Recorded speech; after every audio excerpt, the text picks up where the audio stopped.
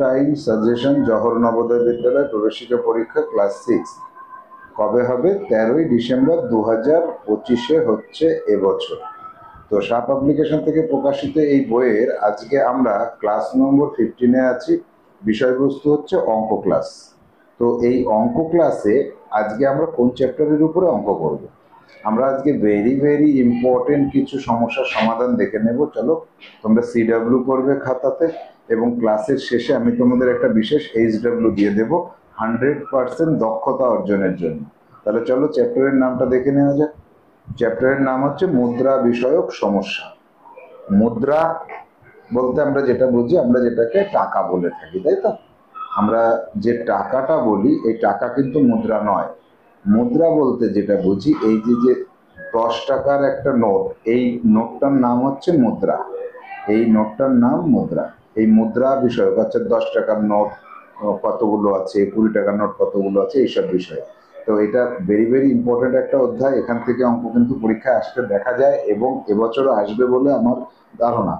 তাহলে এক দাগের সমস্যাটি দেখো, যে একটি বাক্সে 1 টাকা ও 50 পয়সার মোট 100টি মুদ্রা আছে। যদি মোট টাকার পরিমাণ 75 টাকা হয়, তবে 1 টাকার মুদ্রা সংখ্যা কত?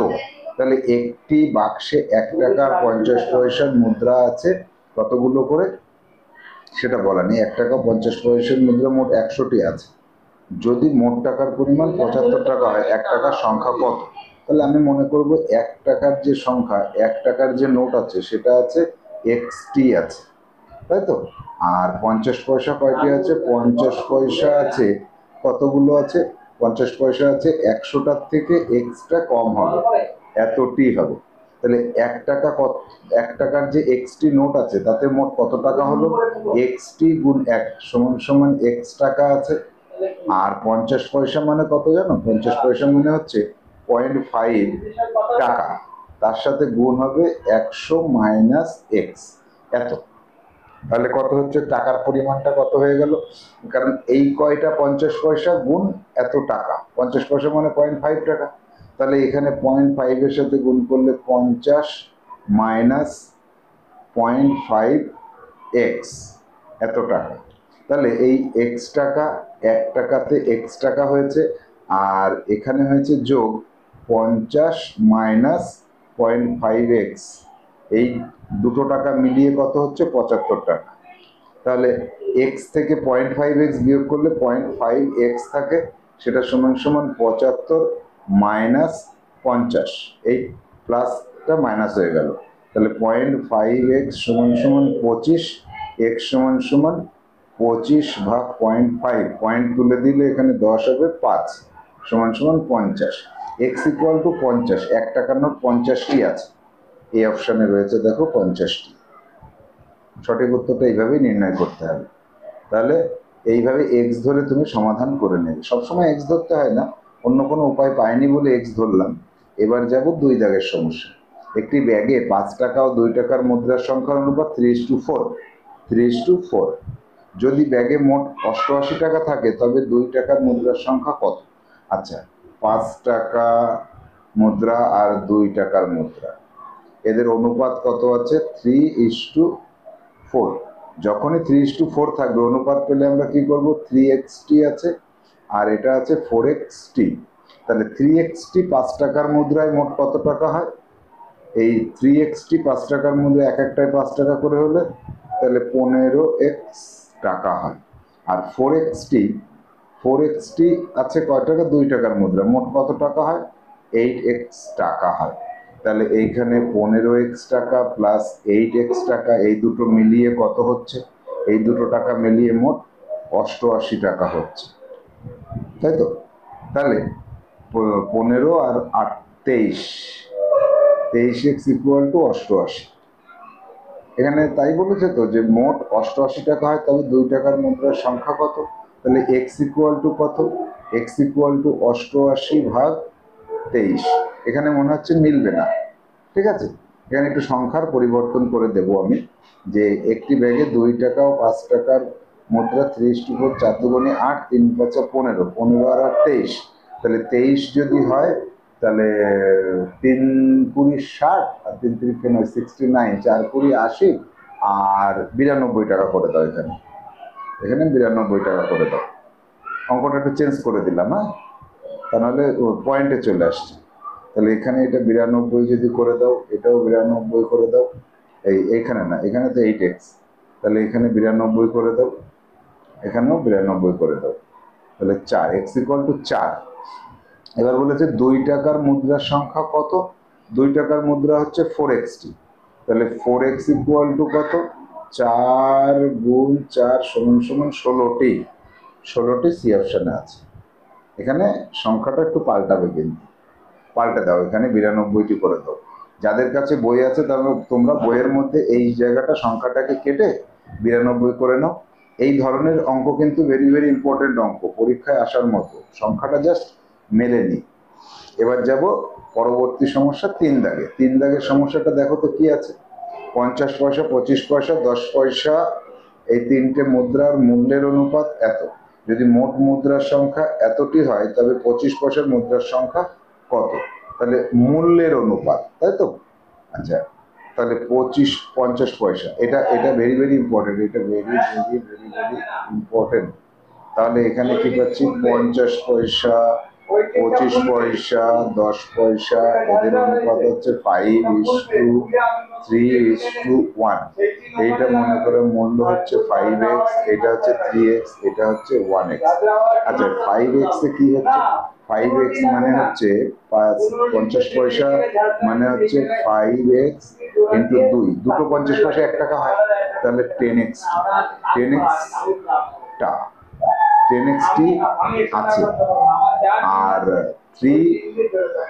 3x টাকাতে কতগুলি 25 পয়সায় 1 টাকায় 4টে হয়, তাহলে 12xt হয়। আর 10 পয়সা কয়টা আছে? xt আছে। 10 পয়সার টাকার মুদ্রা, যে মুদ্রাগুলো আছে 10 পয়সা, তাতে x টাকা আছে। x টাকায় এক একটা টাকাতে 10টা করে হয়, তাহলে 10xt আছে।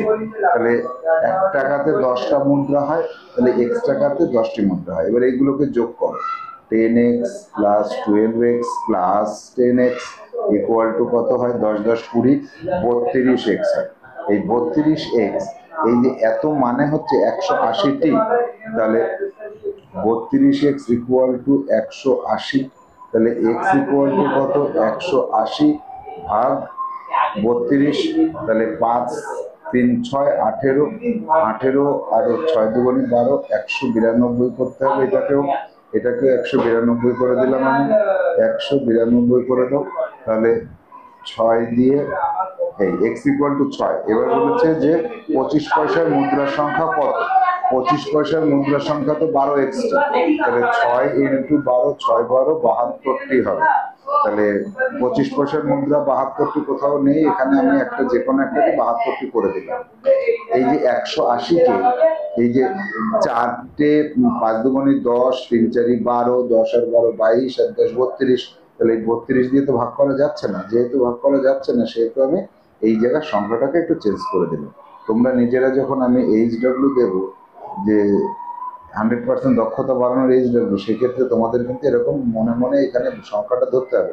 আর সেই ধরার জায়গাটা তৈরি করার জন্য এই যে পরিবর্তন কোনটা করতে হবে, এটা যদি তোমরা জানতে পারো তাহলে তোমাদের কিন্তু অঙ্ক করা একদম সহজ হয়ে যাবে। যাও, পরবর্তী যে সমস্যাটি আছে 4 দাগে। একটি বাক্সে 1 টাকা, 50 পয়সা এবং 25 পয়সার কিছু মুদ্রা আছে। তাদের সংখ্যার অনুপাত 1:2:4 এবং মূল্য 210 টাকা হলে বাক্সে 50 পয়সা কত আছে? ভেরি ভেরি ইম্পর্টেন্ট অঙ্ক। এই অঙ্কটা কিভাবে করতে হবে? এই 2 দাগের অঙ্কটার মতন করতে হবে। তাহলে 4 দাগের যে অঙ্কটা করবে একদম 2 দাগের মতো। এইটা তোমাদের CW দিলাম, নিজেরা করে দেখো আমাকে। 5 দাগে একটি পার্সে 1 টাকা এবং 50 পয়সার মুদ্রা মিলিয়ে মোট 45টি মুদ্রা আছে। যদি মোট টাকার পরিমাণ 30 টাকা হয় তবে 50 পয়সার মুদ্রার সংখ্যা কত?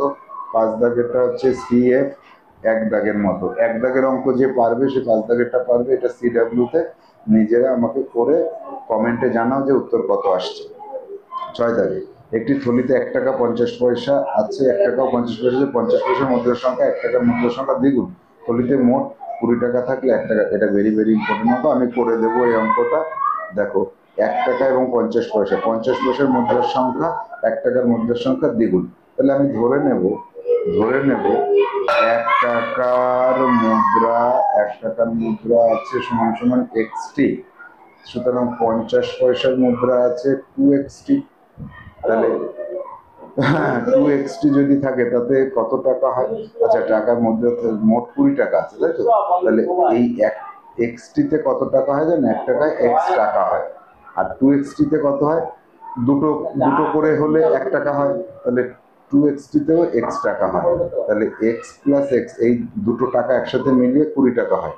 তাহলে 2x equal to 20, x equal to 20/2 সমান সমান 10। তাহলে 1 টাকার মুদ্রার সংখ্যা 10টি আছে। সি অপশনটি এখানে হবে। এটা ভেরি ভেরি ইম্পর্টেন্ট, এবছরের পরীক্ষা এটা আসবেই আসবে। যাব পরবর্তী সমস্যা 7 দিন।